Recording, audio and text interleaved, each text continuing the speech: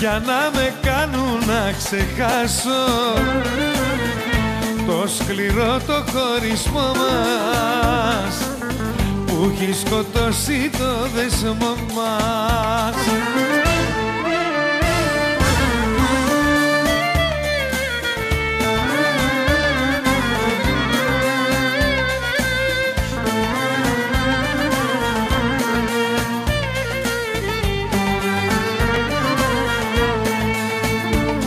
Στέλνω μηνύματα να βγούμε για καφέ, παίρνω τηλέφωνα, τι κάνεις για να μάθω.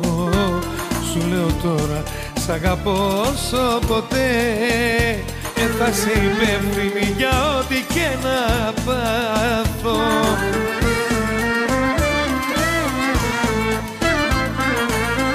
Οχτώ μπουκάλια θα αδειάσω για να με κάνουν να ξεχάσω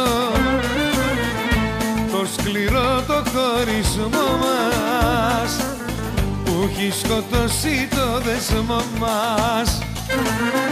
Οχτώ μπουκάλια θα αδειάσω, το πόνο μου να εξαγοράσω που με έχει κάνει και δακρύζω.